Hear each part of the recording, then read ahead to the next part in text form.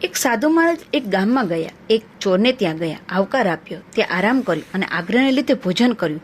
તે અન્ન ચોરીનું હતું. તે ખાવાથી મન બગડ્યું, વિચારો બદલાયા. ચોરીનું અન્ન ખાધા પછી ચોરનું ઘર છોડ્યું ત્યારે તેને ચોરીના વિચારો આવવા લાગ્યા. રાજાને ત્યાં ગયા. ત્યાં સારો આવકાર મળ્યો, ભોજન મળ્યું, સારું એવું દાન મળ્યું. રાજાનો પુષ્કળ વૈભવ જોઈ ચોરી કરવાનું મન થયું. લાગ મળતા જ હાર ચોરી લીધી. મહેલમાં કોઈને ખબર ન પડી. સાધુ મહારાજ બીજે દિવસે એક ભક્તને ત્યાં ગયા. ત્યાં થોડું રોકાઈને ભોજન કર્યું. ભક્તને ઘેર સાત્વિક ભોજન કરીને મહારાજના વિચારો બદલાયા. ચોરીનો વિચાર પડતો મૂક્યો અને રાજાના મહેલમાં જઈ રાજાને હાર પાછો આપી દીધો.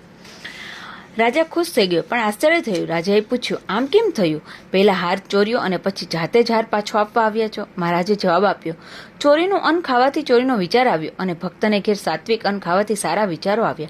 આ બધો અન્નનો પ્રતાપ છે. તાત્પર્ય એ છે કે જેવું અન્ન હોય તેવો તેનો વિચાર ઉપર અસર થાય, મન ઉપર તેની અસર થાય અને એવો હુડકાર આવે. 24 કલાક સુધી તેની અસર રહે. તેથી ગમે તેવું અન્ન ન ખાવું.